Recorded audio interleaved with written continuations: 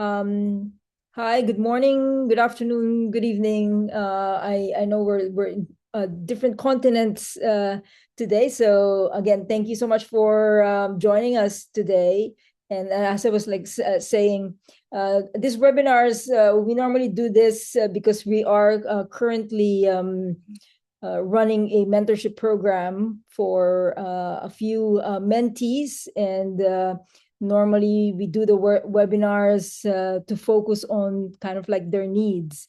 And so we've done a few other webinars before. We've done fundraising for startups. There's also ones for governance, and then we've done marketing and PR as well, kind of like recently. And this one specifically is for fundraising, especially for nonprofit projects and initiatives.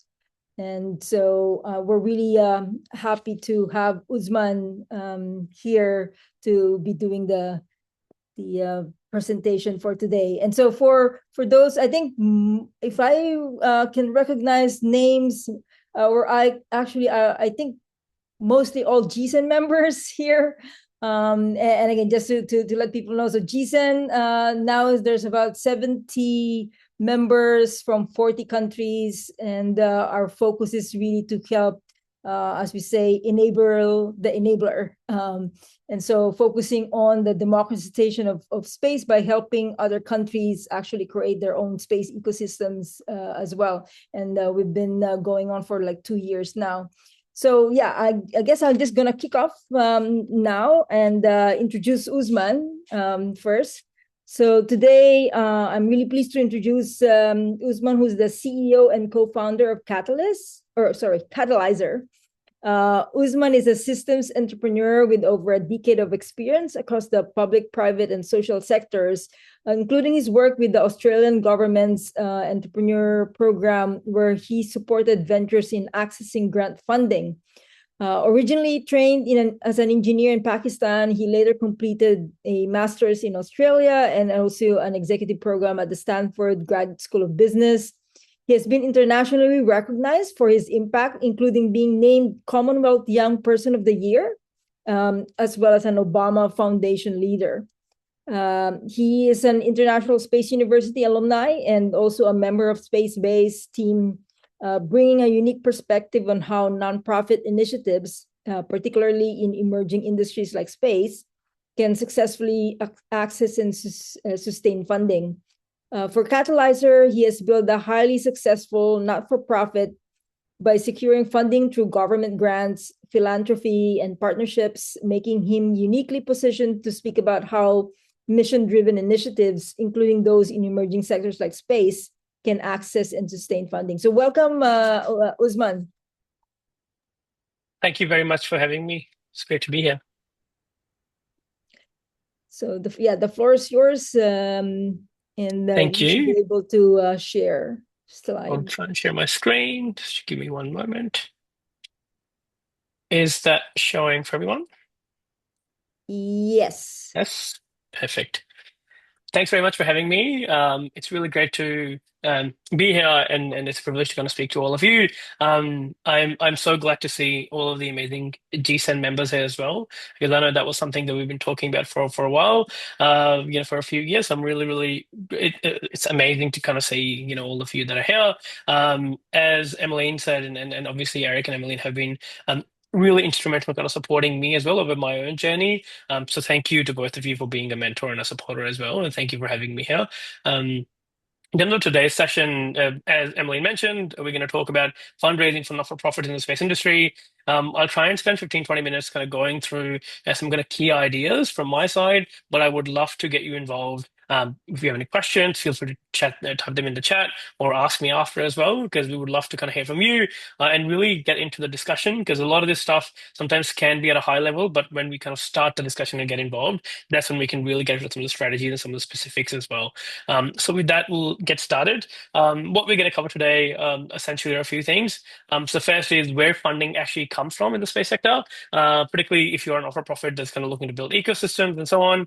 How do you position your initiative initiatives so you can actually get funded, and some practical strategies that you can actually apply immediately, in terms of kind of, what you need to get set up for and so on. Who this is for, and I don't know who's in the room, but generally, kind of this is targeted at early stage not-for-profits who are kind of working and supporting people in the space ecosystem, community initiatives, or even if you're not registered as a not-for-profit yet, or any kind of other space ecosystem builders that that might be interested in kind of building a not-for-profit, and then understanding how do you actually get it funded. So, as Emmeline said, and I'll kind of repeat it a little bit as well, that my story has been a bit of a weird and fantastic story where I've gone through various different initiatives, various different programs. I got trained as an engineer, then got turned into a social entrepreneur, and then an impact investor. I've raised funding both from a startup perspective, but also for different initiatives. Particularly one of the biggest things that I've been running is an organization called Catalysr, that supports immigrant entrepreneurs here in Australia, where we've backed over 1,200 entrepreneurs over the last decade. And so really, really privileged to be here. And I've been associated with many different organizations, and have had the privilege of kind of interacting and networking with many different people. So a lot of these things that I'm going to talk about are really driven from these insights over the years, and just kind of wanted to share that with you as well. In terms of, I guess, reality of if you're trying to fundraise, particularly in the space sector, let's be honest, there are, I guess, a few things that all of you should be aware of. So when you talk to funders about space, it's often seen as high tech, but not always as high impact. Particularly because people that are trying to raise capital in space, many of them are kind of startups or space companies, and so if you are a not-for-profit, if you're trying to do something for good, just be aware that many funders just don't understand the sector, particularly funders that are traditionally, I guess, supporting the not-for-profit sector, but not necessarily the space sector. And also competition for funding is intense because you are competing against all the different causes that people would give money to. So there are very few funders who are specifically focused on the space industry, that are also supporting not-for-profits. Many of them, when they're supporting not-for-profits, they've got a really broad agenda. So they might be looking at, for example, a STEM or the science, technology, engineering, mathematics education. They might be looking at supporting people with impact. They might be looking at environmental impact and so on. So oftentimes then you're competing against other not-for-profits and other charities who are having an impact in other areas. And sometimes space is being as this thing that is sort of away from some of the kind of real world impact, as people call it. So it's important to kind of keep that in mind as you approach funding. And therefore, I think it's important to kind of connect whatever you're fundraising for to really problems that we're all facing here on the planet, which obviously we in the space industry know that, when you are kind of funding space-related initiatives, they have a big impact on people on the planet. And so oftentimes when you frame them with, for example, issues like climate change or education or increasing access to space for different individuals who haven't had access in the past, those are some of the areas where you can actually get funding, and there is a bit of a priority in terms of funders and investors. So fundamentally, what your goal is to set up a really strong narrative, because if you have strong narratives, then they're more likely to unlock funding. So ultimately, if you want to remember a one-liner, it is that your job is actually to translate your space work into impact, and if you can do that well, then you're more likely to raise funding. In terms of how do you actually do it, and looking at an example, as I said, like most successful organizations that are kind of in this sector don't lead with science or tech. They actually lead with why what you're doing matters to humanity. And so a really good example that I would like to give is the Planetary Society. They have built now a global community of 2 million plus members across 100 countries. Many of you would be aware of the Planetary Society. And they are big advocates of public funding and space policy. They also connect space exploration to understanding life and humanity's future. So they really say, well, why do we explore space? Because that helps us understand people better and humanity's future better.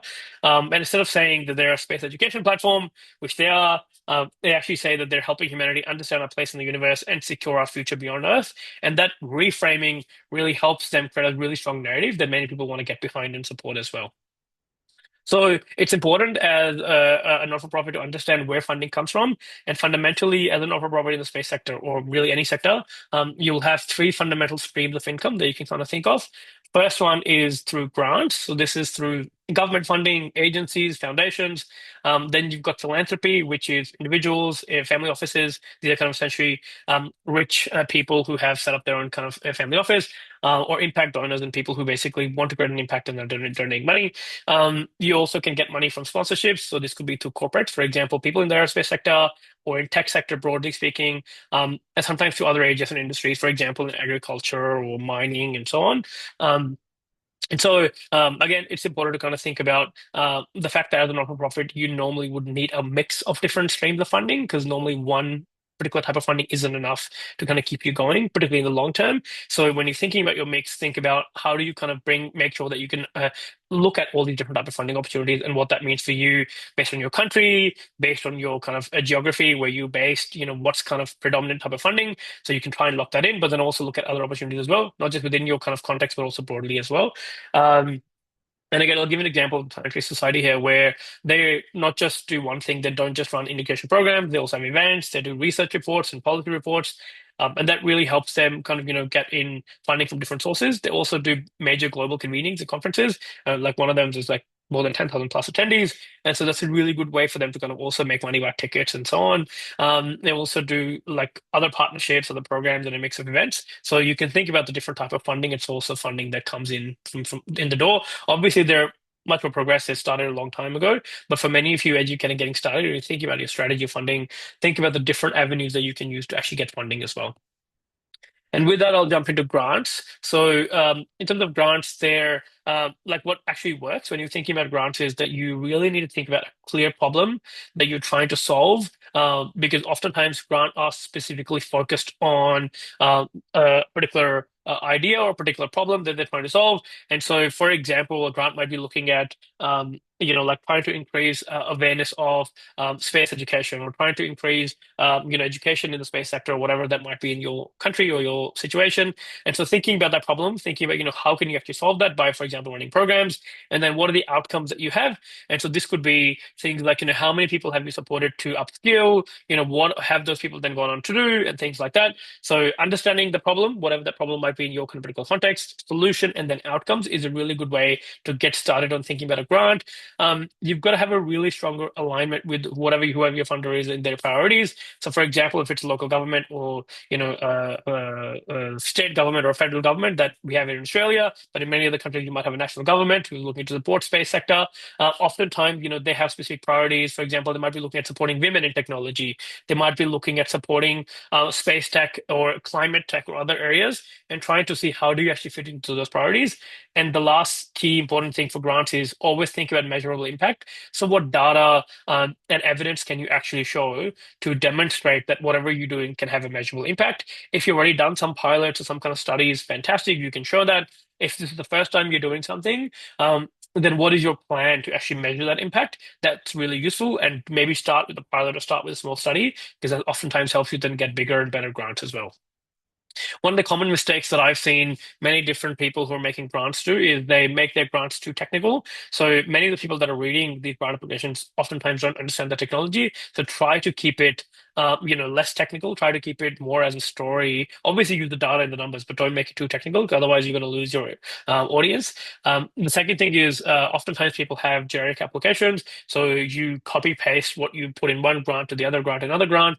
I would say, it's important to kind of contextualize and take whatever you're doing and try to specifically put it in the context of whatever grant you're applying for, and really make it specific and concrete. Because what you want is you want specific outcomes, you want specific goals, you want specific milestones. So the more work you can do in tailoring whatever you're doing to the specific grant, makers' priorities, the more likely that you are to get funding.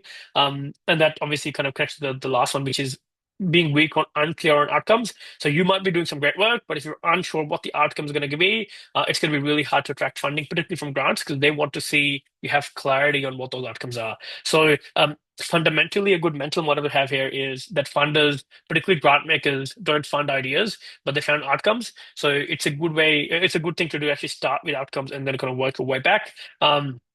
Some of you might have heard of the logic model or the theory of change framework. So I would highly recommend checking that out. we can actually going to give you links afterwards if you're interested, but that really helps you identify and think about, how do you actually set up your grant application in a way that you're really clear on your outcomes and impact, right? So what are the activities you're going to do? What is the specific like short-term outcomes and outputs you're going to have? And then what is the long-term impacts you're going to have? So trying to put that into both data and stories is really useful when you're trying to apply for grants and kind of get grants as well.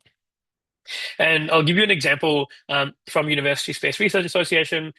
So, for example, in one of the years, they funded 655 research projects, and they kind of put that out there as very specific data. They collaborated with about 1,000 plus professionals. They invested about $78 million in specific grants and contracts as kind of their impact. And so things like that you can demonstrate, and it doesn't have to be this big, but it's just as an example of things you can do to really demonstrate how many people are you supporting, what are the impact you're having, that can really go a long way in actually trying to win some of those grants and funding that you're looking for. As I said, some of the strong applications will include clear outputs. So, for example, number of projects, any kind of research outcomes you might have, etc.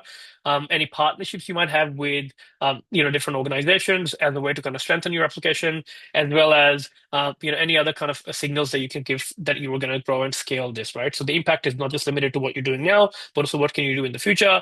And again, just remember that funders don't fund ideas, they actually fund outcomes, right? So if that's something that you should start with, then that will really help you when you're thinking of grants. The next one is philanthropy, and particularly getting individual people to kind of give you money. These could be individual donors, it could be, family offices and so on. But fundamentally, when you think about individuals and asking them for money as a not-for-profit, there's some key principles to keep in mind. So one of them is that people actually fund people and not just projects. So when you're looking at individuals, unlike grants, it's actually more important to kind of build those relationships. So the relationships actually matter a lot more than the transactional kind of thing that you might do in case of a government grant. It's getting to know them, it's getting to tell them your story, and that story will actually matter a lot more than technical detail, right? So you've obviously heard in the grant aspect to try to keep it less technical, but here people often want to support you. Particularly if you're in early stages, they want to know, why are you doing this? Why are you passionate about space? Why are you supporting others in building ecosystems? And so, like, the more you can bring your own passion and your why out, the more you can tell your personal story and why you're really interested in this, the more likely you are to get funding. Um, so what you should focus on if you're looking at philanthropy, number one is have a really clear mission with some data to back it up. For example, for us at Catalysr, we're supporting immigrants. Our kind of clear mission was we want to create 10,000 jobs in the next 10 years, right? It's really tangible, it's obvious, and then people can ask, okay, well, how did that actually happen? And then you can go into detail if you want to. Similarly, think about an impact that you're going to have on people, nature, and society. So many of the people that are kind of supporting you are interested in finding out what is that impact you're going to have. And so to be able to tell that story is really important. And lastly, have a long-term vision, right? So people that are backing you are not just backing you for a particular project or a particular program. They also want to know what is it that you really want to do long-term. And the more, I guess, the stronger you are in articulating and telling the story, the more likely you are to get funding for philanthropy. But fundamentally, it is a people thing. So if people don't resonate with it, they're not going to fund it. And so you really have to think about what is that kind of big long-term thing that you're trying to do? How does this project and this work fit into that longer term vision and plan, and then backing with data and evidence to kind of get them over the line. But it's really about building those relationships. And that brings me to the next part, which is sponsorships. So for many of you, you will be looking at different sponsorships, particularly through corporates and larger companies who can help you. And for you to basically get money from them, you've got to think like them.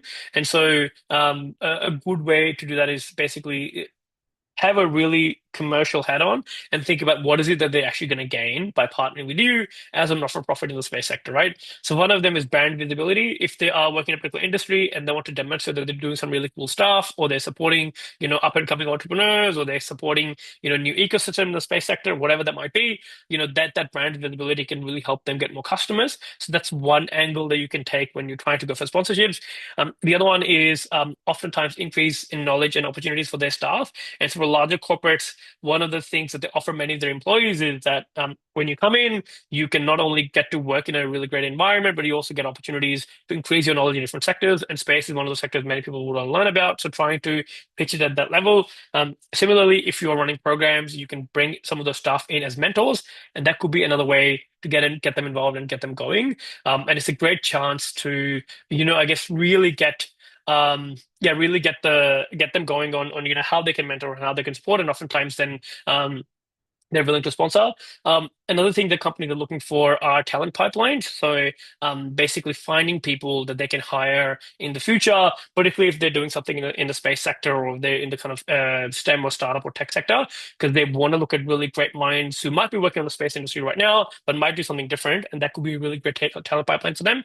And then finally, they're often looking for impact, particularly in the ESG domain. So this is environment, this is social, this is governance. And so they oftentimes have their foundations or they have their specific corporate ESG goals. Instead, trying to align with them and trying to help them meet those goals is great. Oftentimes, they're just trying to check boxes and say, look, we're doing this, we're doing that, etc. And so you need to be able to figure out how do you actually fit in to help them achieve those goals. And again, if you can create measurable outcomes that they can actually report on, that really goes a long way in helping you secure some of those partnerships and sponsorships. Then, when you think about yourself and in your role as trying to get a sponsorship, first thing is you should think about packaging your initiative really clearly. So the clearer you can get, the more specific you can get, the better, because that actually helps them get over the line a lot quicker. Offer specific value to them. So specific value would look like, I'm going to help you, increase your brand presence by sharing on our social media platforms this way. I'm going to be able to, or our organization is going to be able to help you by, getting 10 of your staff involved in a mentoring program that we're running. Like whatever those specific things are, try to create that in your kind of, I guess, information in your deck or in your proposal, so they can actually look at it and they can say yes. And yeah, the clearer you can make it, the more specific value you can create it for them. It just makes it easier for them to say yes, right? And that starts with really understanding where they are, what they're looking for. And a really good rule of thumb when you are approaching sponsorships is don't just ask for money, but actually offer a partnership instead, because you want to take them on this journey, and you want to understand what their goals are and what their priorities are, because those priorities will change. If you're just going for a transaction one-off relationship, you might get a sponsorship right now, but then it doesn't last for longer. So your goal is to not just get funded and supported right now, but also try and get that funding for over a few years, and get them on that journey. So the more you can understand, the more tightly you can integrate with their own strategy, with their own planning, the more likely you are to kind of keep getting funded for a longer period of time as well. So hopefully that gives you a bit of an idea of like different types of funding that are there. But fundamentally across the different types of funders, what are they actually looking for, right? So for all the funding types, what they're looking for is a clear problem definition of what is that problem they're trying to solve, a credible team behind the scenes. Who is it that is doing it? Why are you doing it?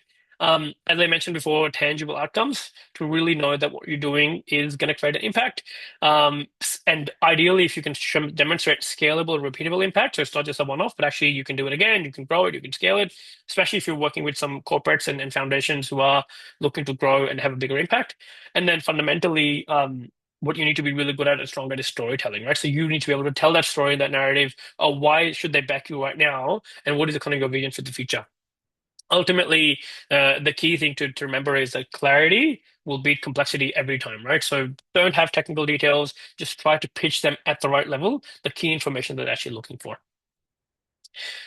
And to give you an example, again, I'll sort of demonstrate that with Planetary Society. So one of the strongest organizations actually go beyond projects and not just kind of do specific programs, but also actually create ecosystems and communities. So with Planetary Society, as I mentioned, they've got like 2 million plus supporters. They've turned them into active advocates influencing policy and funding. They did a big campaign and actually helped increase NASA's planetary budget by $1.5 billion. So they had a tangible impact that they're able to demonstrate. Again, no one's expecting to do big things yet, but this is just going to give you some inspiration of what you could do. Fundamentally, when you think about funders across the ecosystem, they often would like to back not just you as a founder, but also movement, right? They don't just want to fund a specific program, but they want to fund a movement that's an ever-going and long-lasting movement. So when you do build a community, that will actually help you get some more leverage. When you do advocacy in your community, in your society, with different organizations, with politicians, that will actually help you build more influence. And fundamentally, what you'll realize, particularly in this sector, is if you are a space enabler, your scale is going to come from people and communities and not just tech, right? So you can build it on the platform, but that's not going to give you the same type of leverage, the same type of influence as having more people and having more supporters would, right? So that's something just to keep in mind. The bigger you can build the movement, the better you are in terms of getting funders across who are willing to fund you and support you as well. And then I want to go over some of the common mistakes that people often make when they are trying to fundraise. I mentioned this before that overly technical language can be a problem, so try to keep it, as simple and plain as possible. Another common mistake is that people often don't have a clear ask. So you have to be really clear about what you're looking for. Are you looking for funding? Are you looking for mentors? Are you looking for other kind of support? Whatever that might be, really clear, and then try to be as specific as possible. For example, we're looking for $10,000 to do X, right? The more specific you can make it, the better.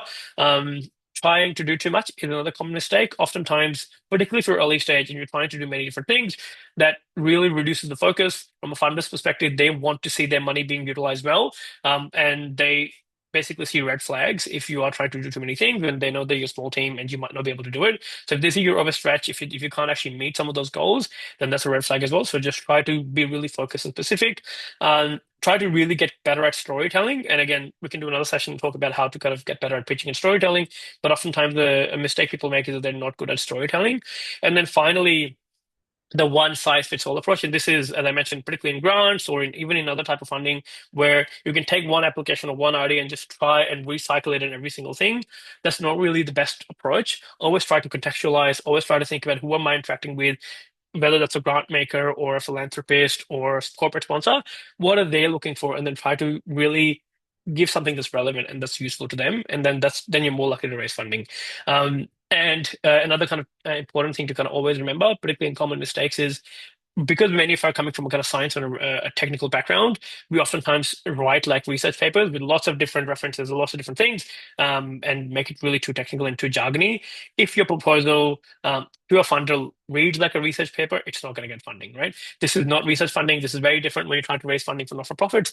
Really focus on storytelling and narrative, and then yes, use data, but use it sparingly so you can make an impact with that data, but don't make it read like a research paper that's kind of very plain and boring and dry, because people they're not gonna actually give you money for it. I've looked at a few different not-for-profit in the space sector, and some of the kind of things that actually set them apart, particularly those that are successful in who have raised capital. So one of them is translating space work into human impact. That's kind of an obvious one I mentioned before. Building global communities and not just programs. Combining different multiple funding schemes that we talked about. Delivering delivering measurable outcomes, so it's actually tangible and you can kind of show what you're doing. They act as platforms and not just organizations, so we're bringing different organizations together and act as a platform and a kind of ecosystem builder. They are also investing in education and future talent, because that's where a lot of the funding goes. They oftentimes create inspiring and visible experiences that people can get behind, and this could be, for example, if you look at Space Place, there's competitions that Space Fairs run that are really good way for people to get to know Space. They convene ecosystems through events. So these could be conferences, these could be, meetups, other things like that. And they fundamentally also influence policy and funding flows, because if you then get recognized as a key ecosystem builder, then, people will ask you to your input in policy making, but then also, you can direct some funding, not just to you, but also to other organizations and startups in the ecosystem. So fundamentally, these are some of the kind of key things that I've seen successful NFPs in the space sector do. And hopefully you've taken a lot of that. I know there's a bunch of information to take in. But I wanted to kind of share that as a way to get started. For you, regardless of where you are, here's a really simple basic fundraising roadmap that you can start with. So number one is positioning. So try to position yourself by defining your impact clearly. Start with the outcomes of what is it that you're trying to achieve, and then work your way back with, who are the people you need, what are the activities you're going to do to ultimately get to your impact. Build a really strong narrative of why you're doing this. If you haven't heard of this, there's a really fantastic book by Simon Sinek called Starting with Why, and I recommend you reading it because that helps you kind of rewire your brain by starting with the why and then the what and the how, because oftentimes we do it the other way around. The second thing I would say is look at assets, key assets that you need to develop as a way to get started on your fundraising journey. But number one would be a one-pager. Basically shows, who you are, what are you trying to do, what are the outcomes and impact you're trying to make, and what is a key ask. So those are some things you put on a one-pager. Then you can kind of tell a bigger story in a pitch deck. And again, you can find some fantastic pitch decks on the internet on the different examples of this. If you're looking for some examples, I'm happy to kind of share that as well later on. A short video, if possible, because you can have a lot of stuff written, but oftentimes what makes more impact with funders is you can create a video. It doesn't have to be really nice, doesn't have to be very polished. It can just be you speaking in front of a phone or a camera, just explaining what you're trying to do, why you're doing it. Because when you are speaking about some of this stuff, your passion will actually come through, and then you're more likely to connect with the funders and investors, particularly if you're trying to raise capital online and you're not meeting with people face to face. If you are meeting people face to face, that's even better. But I know that's not always possible. So wherever you can, do a short video because that will just set you apart compared to other funders or other organizations that are looking for funding. And then finally, have a clear ask. So be really clear on what you're looking for and why, and how that's going to help you get to that next stage. The third thing to do in your fundraising roadmap is to basically think about the outreach piece. So number one, I would say apply for grants. So that's kind of one type of funding.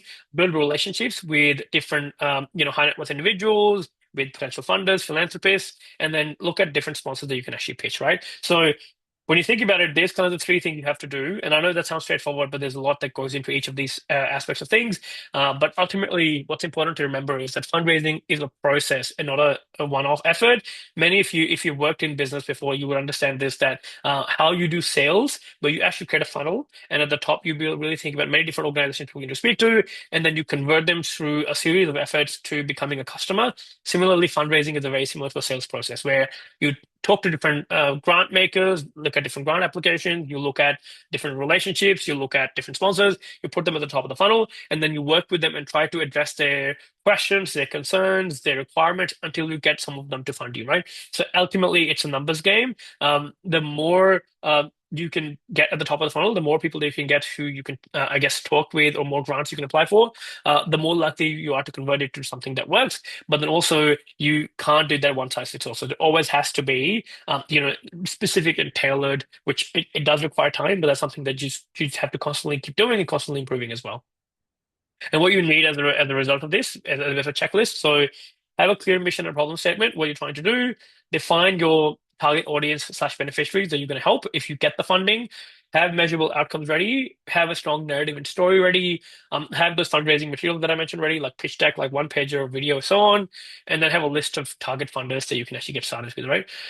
And oftentimes, organizations fail to fundraise because they're missing the key ingredient, right? So if you don't know what your impact is, if you don't have the right fundraising materials, if you don't have a list of targeted funders, you're just going randomly, all of that stuff will actually set you back. So it's important to kind of get these things ready, because then that will make you more likely to raise funding. And some key takeaways from all of this. Your goal as a result of this is basically think about how do you translate space and your work into impact? How do you just focus on outcomes and not just ideas? How do you build relationships and not just applications for particular grants? And how do you actually keep it really simple and clear, right? So ultimately, what you're trying to do is build trust and have clarity in your applications and your fundraising process, because then you're more likely to get capital. Thank you so much for listening. I'm going to stop sharing now, but if anyone has any questions, I'm very happy to answer. Wow. Thanks so much, Usman. That was really great. So one quick thing is, like, are you willing to share your presentation slides as well? Because like when I will share the link to this as well for those that are not able to be in the session, but also for the people that have attended, we will certainly share the slides as well. No, this is really amazing. It's really interesting how with your three sources, you have such different approaches. Like for grants, you're fitting within their box, and with a corporate sponsorship, you're sort of making a package that they can understand. And then it's completely different when you're dealing with a high net individual who's trying to share your journey with that. Yeah, that's really great. So yeah, let's just open the floor to questions. Anybody who has any question, either just open your audio, or we're a small group, or you can also put your questions on the chat. I have some questions, but like I'll wait until somebody else does. Maybe if I could go first. Thank you, Emily, and thank you, Eric. Oh, thank you to the presenter. I'm just saying Emily and Eric because we've met at SSP 2026, 25 in South Korea. So very glad to meet you. And I just wanted to also ask if the slides are going to be shared. So maybe if they're available, I can reach out to Emily and be sure to get them. Yeah, but thank you very much for this, and we shall probably just keep in touch if there's anything that comes out of this. I run a very small startup in Uganda and trying to build on space awareness, space education, different things.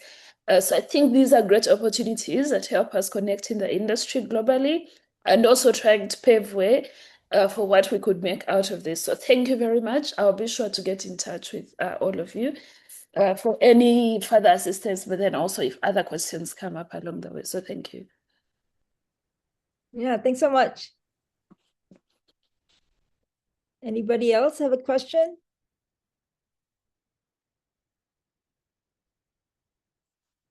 So okay, maybe I'll start. I'll ask one.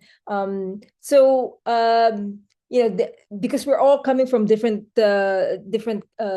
countries, and there's some countries that potentially have more either sponsors or philanthropists, and then there are some that is like really kind of like hard to find any.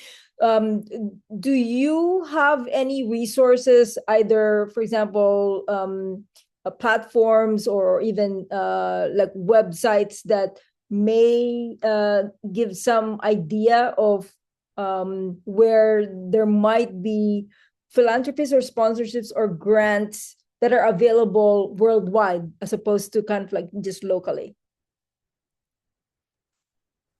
Thank you. Great question. The short answer is no, I don't have specifically for the space industry, but I think that's something definitely that needs to exist. So I personally haven't seen it. There might be one, but I know that it's very much focused on individual countries.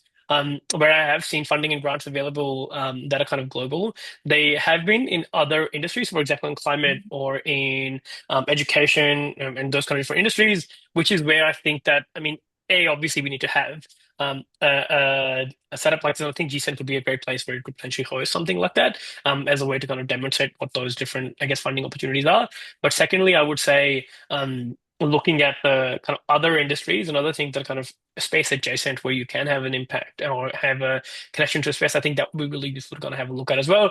I would say the only place would be UN USA, where you can probably find some opportunities kind of international. But again, they're not like specifically grants for every kind of single, I guess, country and so on, but they kind of have generalized support and things like that that's available out there. The short answer is I haven't seen anything, but I think it definitely needs to exist. And in the absence of that, looking at other industries that you do overlap with, depending on whatever people are trying to do in their own sector, I think would be great. I would also say, oftentimes it's important to kind of think of when you're trying to do and set up an initiative in your own country, and if you don't have funding available locally, also think about who are the international players, organizations, governments that are investing in your sector. So for example, there might be other countries and other development agencies that are investing into certain countries in Africa or Latin America and so on. And so looking at who those organizations are, and then looking at what their criteria is and thinking about partnering with them, because one of the things that we've often seen, not just in the space sector, but in other sectors as well, is that you can go in and partner with organizations from different countries and then try and kind of take that opportunity specifically and then get access to funding. So for example, sort of based in Australia, I've seen there was a funding available for women in entrepreneurship and women in tech program where the Australian government was giving their funding for specific countries in Southeast Asia. And the kind of key requirement was to support an Australian company to kind of do something, but also have a partner that's based in one of the Southeast Asian countries, right? So it was across ASEAN, but it was also in Australia. So to apply, you need to have both, right? Now, obviously, in Australia, many people would know about this funding, but in some of the Southeast Asian countries, they wouldn't have an understanding of what that looks like, right? Now, if you were based in one of the Southeast Asian countries and you are looking at this stuff and deciding to kind of apply, you can find the right partner in Australia, partner with them, and then get access to that. Like, it's multi-million-dollar funding over 10 years. So there's opportunities like that that often present themselves, but you've got to think outside of the box if your country or your region doesn't have a lot of funding opportunities, and think about what are the other fundings you can get, whether that's through partnerships, or whether that's through, kind of accessing kind of the general pool of funding. But yeah, I would love to see a resource where we can kind of put this on, because then that makes it easy for everyone to kind of access. Yeah, so one well, I guess two things. Just to acknowledge what you're saying as well with adjacent industries, and also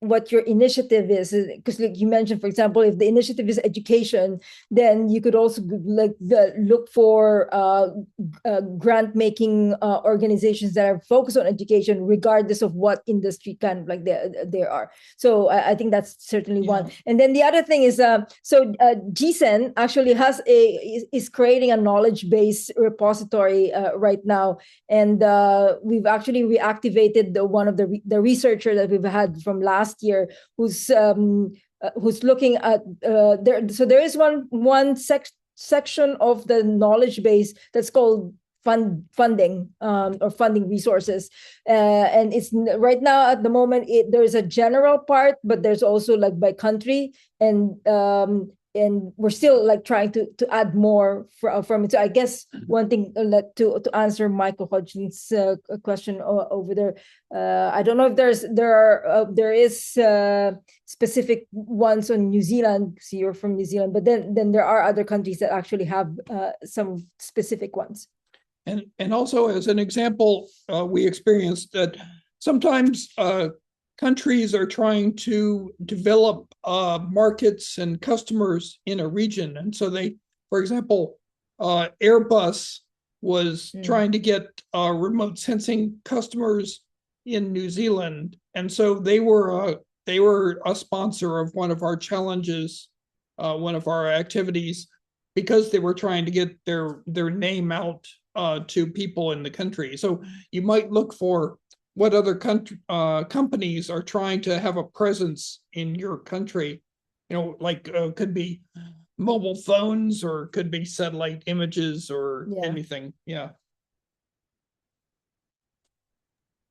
You want me to address the question as well that Michael was asking in the chat? Yeah. Yeah, so thank you, Michael. Thanks for that question around how do you get started to finding funders. It's a great question. I would say, obviously, there's a kind of different strategy that you can almost have for each of the funders, whether that's grant, philanthropy, or sponsorship. So if you're particularly looking at grants, then there are kind of different types of grants so you can look at. So one would be from governments, for example, and depending on wherever you are, there's kind of different levels of government you can often find. In many countries where, you're starting to see space ecosystem like New Zealand, there is like a formal grants mechanism. So you'll probably be able to see like websites and resources where you can see different grants, and always thinking about, what are the areas that you're intersecting with. So we mentioned climate and education as two areas, but there might be others, right? I know, for example, there's a while ago, there was an interest in supporting, Maori students in understanding about technology and space. So that could be one angle. So there's like different angles that you can approach and think about, what are those types of, I guess, industries and things that you can intersect with, and then look for different grant opportunities across the kind of local government, state government, federal government, whatever the kind of system is that you're living under, and see what their websites and so on, because normally there's a grants portal or websites and places where you can actually track that data. So grants are fairly easy to find in terms of, once you know what you're looking for. And if in your country you've got like a system of finding grants, if you don't have a system of finding grants in your country, then obviously, whatever the mechanism is to actually, connecting and getting funding from the government, like that might be working and speaking to someone in government or trying to find other ways, is, like one angle.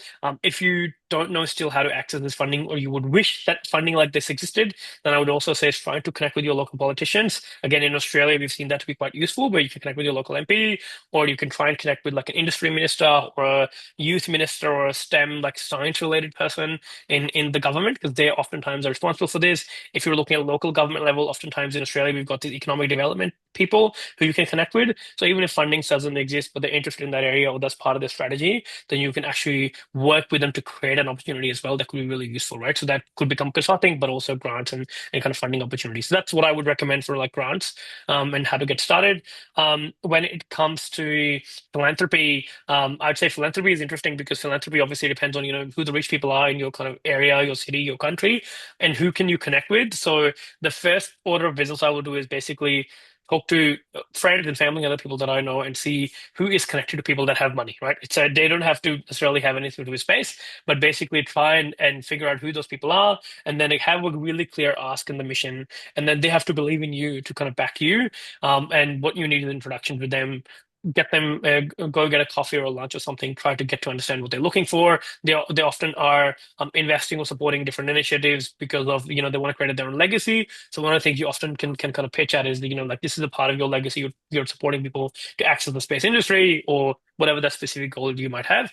But that's how I would start. And if you don't know anyone or if your family or no one knows anyone who has money, then the next thing I would do is try and look at the internet and do research on, who are the people that are kind of, like in Australia, for example, we've got a Forbes list of high net worth individuals and so on. And then you can see if they have family offices, you can do that research, or you can just reach out to them as well. Cold. It's not ideal because obviously if you can get a warm introduction, it's better. But what's the worst case? They're going to say no or they're not going to reply. But I would definitely say reach out to them and tell your story. Try to get some time with them, whether that's online or in person, because then you can at least picture them, kind of tell your story and try to get an outcome. But it's always about kind of building a relationship with people and foundation when you're trying to get philanthropy. And it's more of a longer term process. And sometimes they want to be brought on a journey, so they might not get involved straight away, but they might become a mentor in a program. They might get involved, kind of supporting you in a small way with a smaller amount of funding or grant. But you want to keep them engaged and tell them how you're progressing, because then they're more likely to come along later on. And then finally, when it comes to corporate and sponsorship, I mean, Eric has already mentioned there's kind of companies that are trying to expand to a particular market and looking at opportunities. That's a really great target. But then also companies internally within your country and sectors that you think would be, even if they're not in the space industry, but space adjacent. So agriculture is a big one, you can look at, where they're oftentimes looking at how do you increase yield, how do you, decrease risk from fires, from floods, from different things. So they can often use space data, or you look at oil and gas and mining, all these kind of different industries that exist in different countries. And so always think about, what is the kind of problem they're trying to solve, and then try and connect with them on that problem, and then try and see what can you do to kind of actually help them while still helping you with your foundation, right? So for example, with Eric and Emmeline, how they've been trying to do this kind of Space for Planet Earth challenge with focusing on climate. And so they're looking at organizations that want to measure greenhouse gas emissions or look at specific problems, and then try to address that by kind of speaking with them and try to develop a particular program or a particular competition that actually addresses that. So with a corporate sponsorship, oftentimes you will go in with some ideas, but the goal is actually to try and understand what their problems are, and then see if you can fit something, where you can create something that actually fits that, while still helping you kind of on the broader mission that you have as an organization. So yeah, different strategies depending on what you're looking at, but ultimately it starts with doing a bunch of research. So Google is definitely your friend. I would also say, all the AI tools that are out there are also your friends, because they can really help you address and research some of this stuff as well. And also to think through, like, when you're thinking of like, how do I speak to someone who has money? What are the kind of things I need to say? How do I refine and polish my pitch? I would say definitely use AI tools, because they can help you kind of reflect and think a bit better if you don't have anyone else to go and speak to on this front.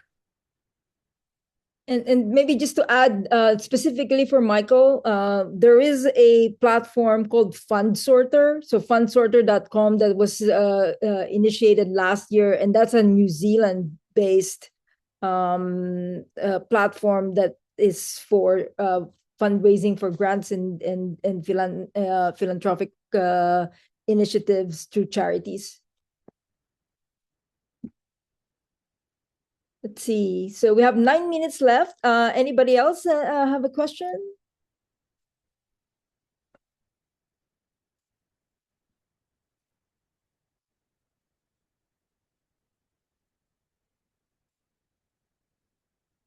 All right.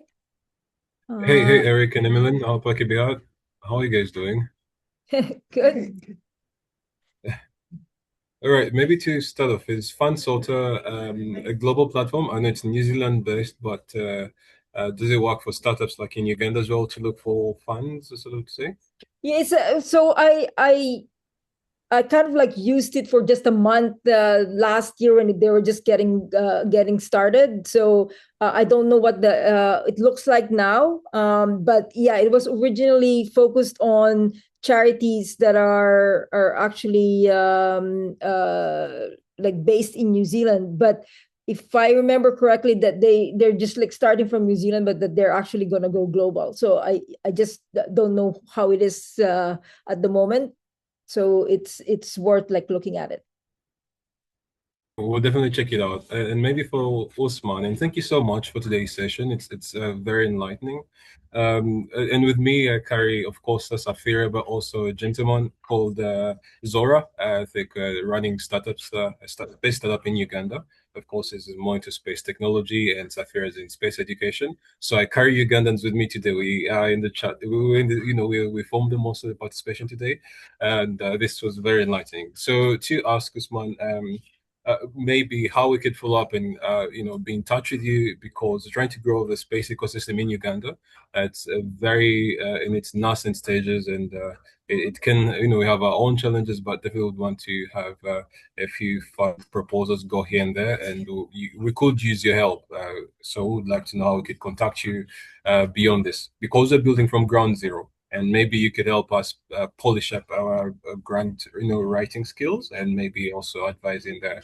But possibly to ask, and from here, given that we're building, within Uganda from ground zero, how do we? And yes, we have impact, especially in space education, but it's not, the data is not as much, and you went over being how much impact have you achieved, how much impact do you have, you want to tell the funders about, this is what your goal looks like, but this is what we want to achieve, and this is how much impact we have. But how do you move from just making your proposal inspirational to being realistic, even though you have little impact that you have achieved?